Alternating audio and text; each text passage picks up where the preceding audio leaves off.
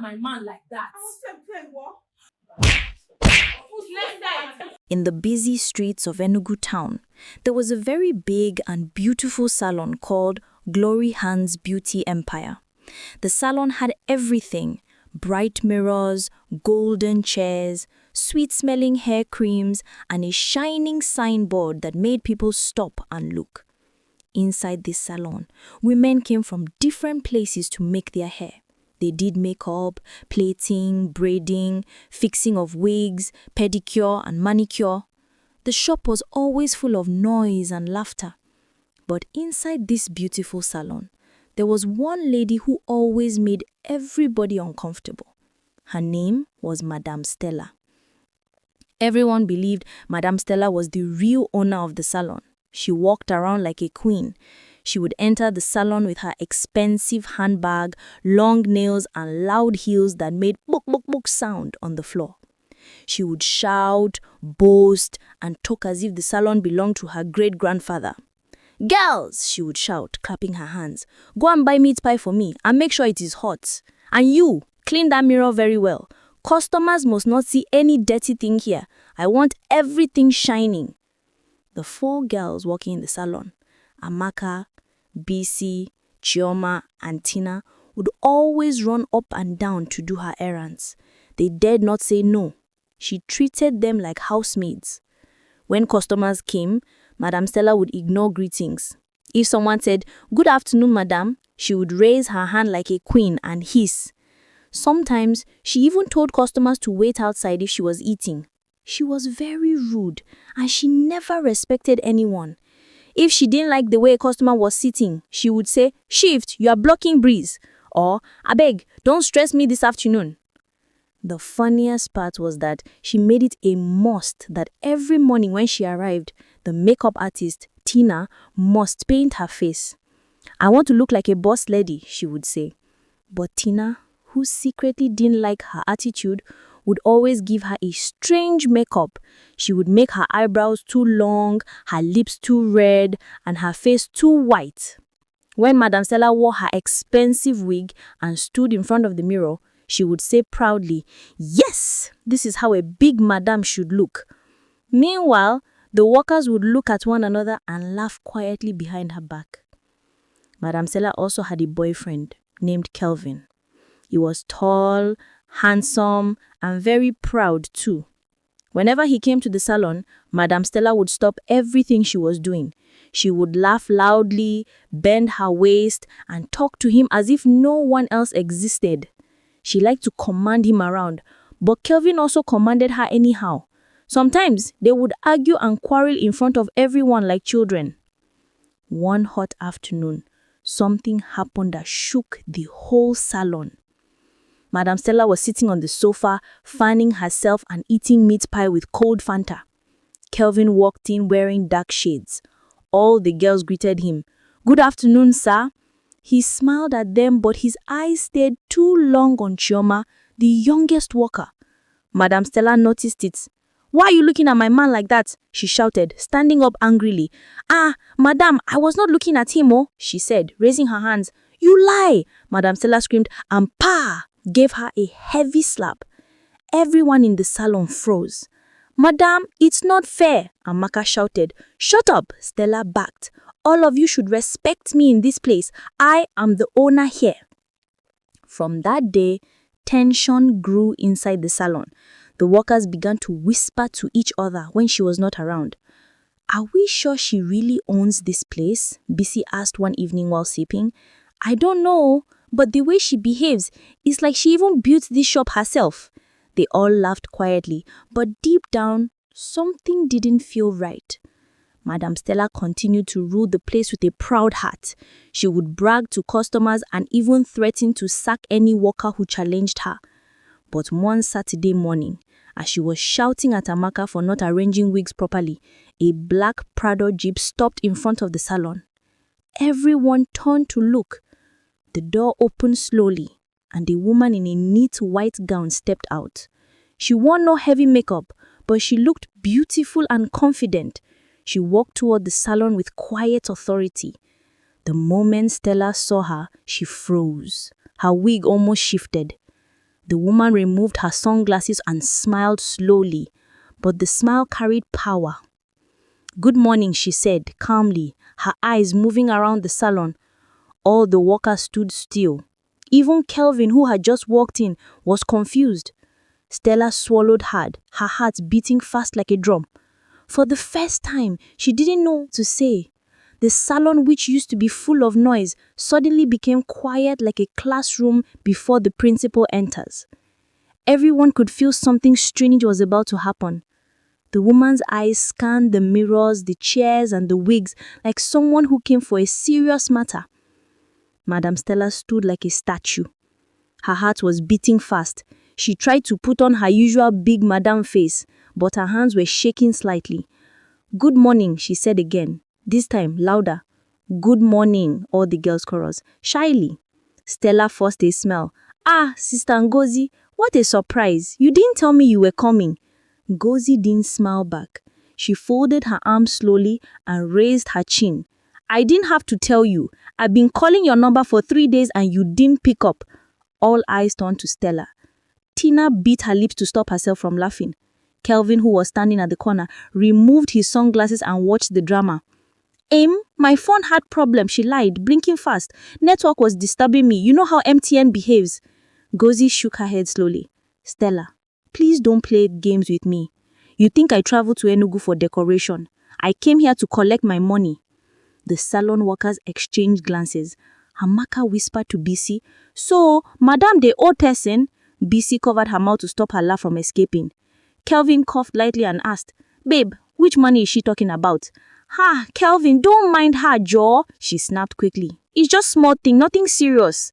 Ngozi dropped her bag on one of the golden chairs and brought out a brown envelope. She opened it and flashed a photocopy of a written agreement. "Read this. You signed this yourself, Stella. You collected 750,000 naira from me to supply you luxury wigs and hair conditioner on credit. You promised to pay in 3 months. It's now 5 months and not even 1 kobo has entered my account." The whole salon went wild. "Eh?" Tina shouted before covering her mouth. 5 months, Amaka said loudly. "And she's been forming Madame here?" Stella's fake smile disappeared completely. She looked at Ngozi with shaky eyes. "Ngozi, CN, I know I owe you, but business has been somehow. Customers have not been paying well. You should understand now. You know I'm your sister." Ngozi raised her hand sharply. "Stop that nonsense. I'm not your sister. When you came to my shop to beg for that money, did you call me sister? You said business was booming. You said you will pay in 3 months. I trusted you. Look at me now. I used my shop money for your goods. My suppliers are on my neck." The workers were now pretending to fix wigs and sweep, but their ears were fully open. Even customers who were making their hair had already paused to watch the drama. Kelvin stepped closer to Stella. "Babe, is this true?" he asked with a low but serious voice. "Kelvin, abeg, don't embarrass me," she hissed. "This woman likes drama. I told her I will pay. Why is she acting like this?" Ngozi clapped her hands. "Drama? Stella, I gave you goods worth 750,000 naira. Up till now, not even 110,000. And you say I like drama." Her voice rose higher. "My patience has finished. I came with warning. If you don't pay me before the end of this month, I will bring police. I will lock this place. I will disgrace you in front of everybody." The words "lock this place" hit Stella like thunder. She immediately laughed nervously, trying to calm things down. Ngozi, you are talking too much now. You want to bring police to my shop? You want to spoil my business?" Ngozi pointed at her sharply. "Business that you are using to enjoy my money. Look at this salon. Golden chairs, AC blowing, meat pie and Fanta every afternoon. Meanwhile, I am borrowing to restock my shop. You are wicked, Stella, wicked." The customers started murmuring. Some shook their heads. Chioma whispered to Tina, "This woman no dey fear anybody, oh. She talk with full chest." Stella was becoming restless. She couldn't shout like she normally did. Her voice began to shake. Okay, just give me more time," she pleaded softly. "Things are tight now, but I will pay you." Ngozi looked at her from head to toe. "Stella, I'm warning you for the last time. You have 3 weeks. If I don't see my money, I will make sure everyone in this street knows who you really are." She carried her bag adjusted her white gown, and began to walk slowly. But before stepping outside, she turned and said, "By the way, stop ignoring my calls. I don't chase daughters forever." She slammed the door behind her. Kapah! The whole salon was silent for a few seconds. Then, Amaka said in a low tone, "Big madam indeed," Chioma added, "and she has been shouting at us as if she owns the whole world." Stella turned sharply. "Shut up, all of you," she screamed, trying to regain her power. "But what nonsense! You people are gossiping, Abi." But her voice did not sound as strong as before. Even Kelvin didn't back up this time. He simply picked up his car key and said, "Stella, me I no like embarrassment too. You should have told me this kind thing nah." He walked out quietly. Stella stood there, humiliated, angry, and confused. Her so-called kingdom was shaking, and everyone could see it. She folded her arms and hissed loudly, "All of you better focus on your work before I sack somebody this afternoon." But deep down, her heart was not at peace. The woman in white was not the only problem coming her way. Bigger trouble was waiting at the door. She just didn't know it yet. The salon was still quiet after Ngozi's dramatic exit. Stella stood like a boiling pot without a lid. Her face was hard, but inside her chest, her heart was beating fast. She tried to act strong to cover her shame. Amaka continued sweeping slowly, but her eyes kept stealing glances at Stella. Bisi adjusted a wig stand but shook her head slightly. Tina and Chioma exchanged quick whispers behind the hairdryer. Stella hissed loudly, "All of you, better stop looking at me like that before I sack somebody this afternoon. I don't like nonsense." But her voice no longer carried the same weight it used to. Even the girls didn't look scared anymore. They just nodded silently and continued their work. A few minutes later, Kelvin came back inside the salon.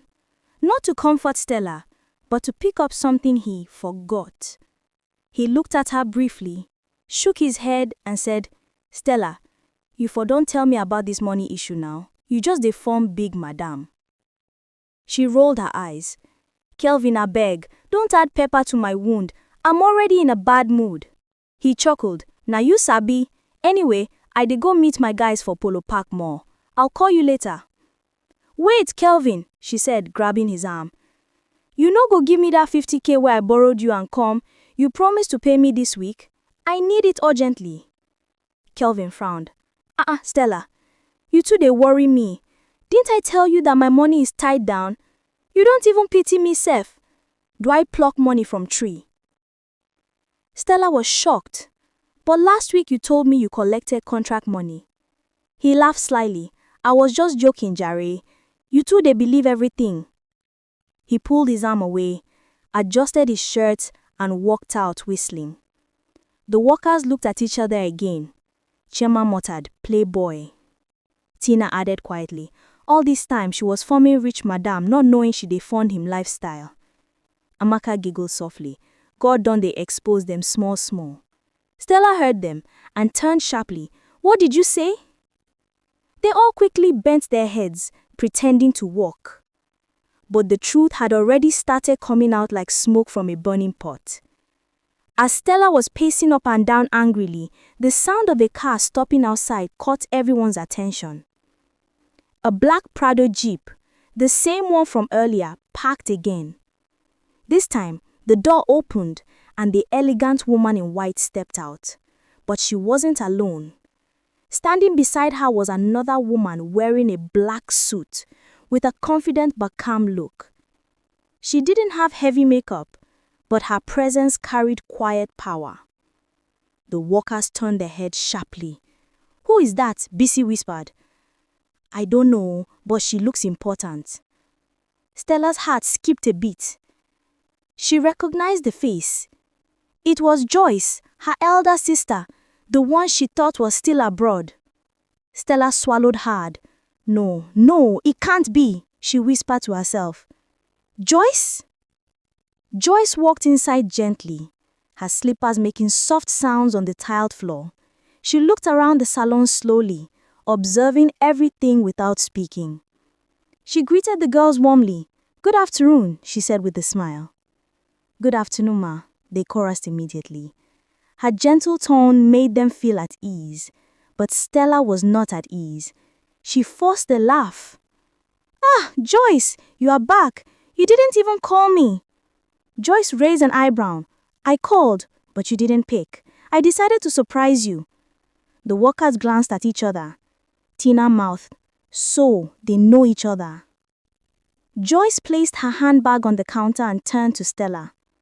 "I've been away for 6 months, and I wanted to see how everything is going. But from what I just witnessed outside and what I heard on the phone, it looks like things have changed here." Stella forced another smile. "Ah, Joyce, don't mind that woman. She just came here to embarrass me over small money. You know some people don't have class." Joyce didn't laugh. 750,000 naira is not small money, Stella. And embarrassing people is something you've been doing here too, from what these girls are whispering. The workers froze. Stella's face turned red. "Eh? Who is whispering what? Who is gossiping about me?" Joyce raised her hand. "Stop shouting, Stella. This is not the time for that." She turned to the girls. "Can I speak to you all in the back room for a moment?" she asked gently. The workers nodded quickly. They had never seen someone speak so calmly, but with so much control. They followed her into the back room, leaving Stella alone in the main salon. Stella paced around like a trapped chicken, muttering to herself, "What is this? Why did Joyce return now of all times?" Meanwhile, in the back room, Joyce asked the workers simple questions: how the salon had been running, if customers were happy, and how Stella treated them. At first, they were shy. But when Joyce assured them that they should speak the truth, the words poured out like water. "Madam Stella shouts at us every day," Tina said. "She even slapped Chioma one day in front of everybody," Amaka added. "She doesn't treat customers well," Bisi said. "Some people stopped coming because of her attitude." Joyce listened, without interrupting.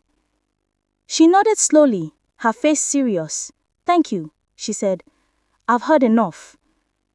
She stood up, adjusted her suit, and walked back into the salon. Stella was waiting with folded arms.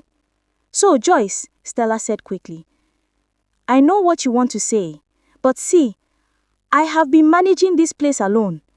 These girls are lazy, customers are rude, and that woman, Ngozi, wants to disgrace me.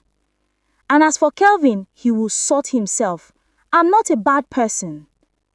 Joyce looked at her sister with calm eyes. "Stella, you've turned this place into something else.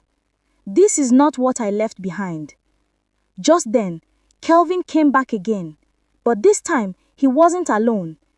A young lady with tight jeans and long braids followed him inside, laughing loudly.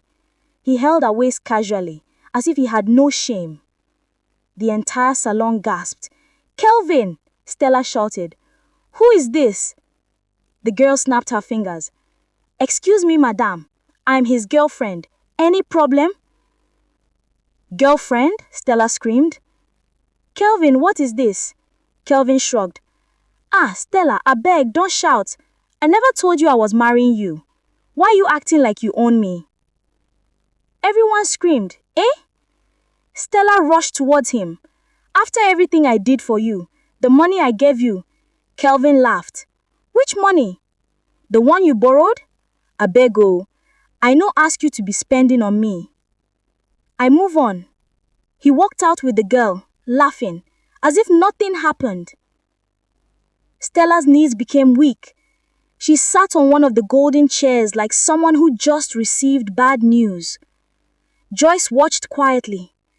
"Stella," she said softly, "your pride has blinded you." Stella covered her face. For the first time, she had nothing to say. Her lies, debts, and fake life were standing before everyone like a mirror she couldn't break. The workers stood at the corner, whispering and shaking their heads. Some customers who were waiting to make their hair had already stood up to leave. The proud madame they once feared now looked like a balloon that just burst. Joyce took a deep breath. I didn't want to come back this way, but I can't stand aside anymore. This salon needs to be put in order, and it's time people start knowing the truth. Stella lifted her head slowly. Joyce, please. Joyce didn't answer yet. Her calm face had changed to something serious. The atmosphere in the salon grew tense again. Everyone sensed that something big was about to happen. Joyce stood calmly at the center of the salon, her eyes fixed on Stella. The workers gathered at one corner, waiting to see what would happen next. Customers stood near the door, whispering among themselves. Stella sat on one of the golden chairs looking tired and broken. Joyce took a step forward.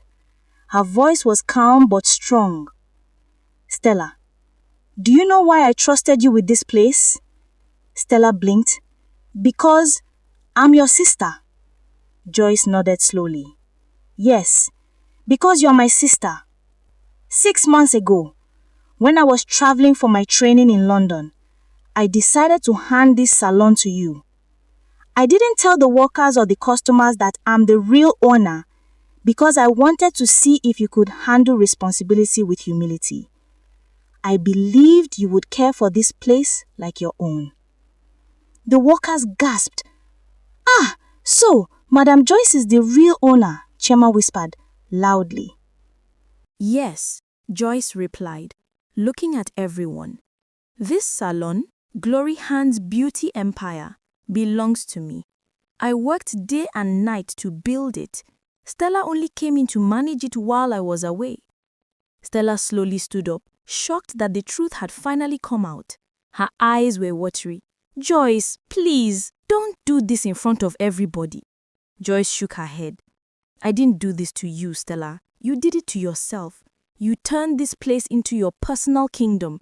You insulted customers, bullied workers, borrowed money without telling me, and spent lavishly to impress that Kelvin, who doesn't even respect you.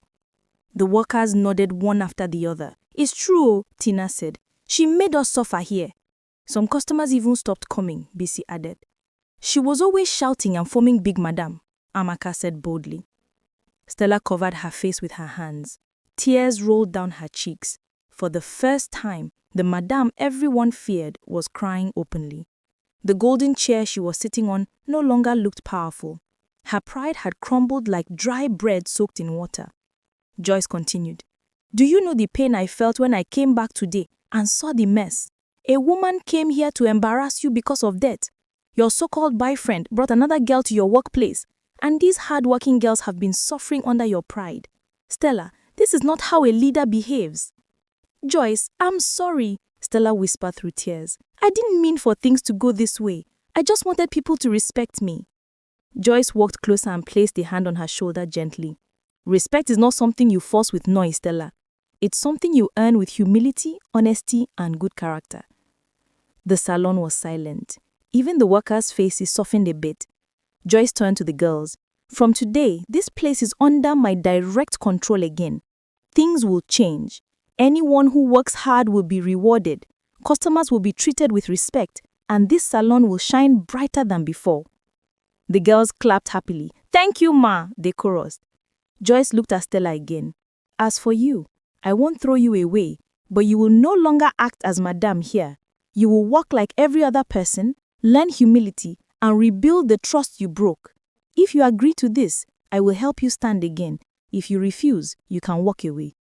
Stella nodded slowly. I agree, she said weakly. I want to change. I really do. Joyce gave a small smile. Good. Everyone makes mistakes, but not everyone learns. This is your chance to learn. Just then, Kelvin peeped through the glass door with the new girl beside him laughing. He thought Stella would run after him like before, but this time, Stella turned her face away. She didn't shout, she didn't beg, she ignored him completely. Kelvin smirked and drove off, but Stella didn't flinch. Something inside her had changed. The workers looked at her and smiled slightly. For the first time, they saw a different Stella, quiet, humbled, and ready to listen. Joyce clapped her hands gently. All right, everyone, back to work. We have customers waiting. From today, this salon is starting a new chapter.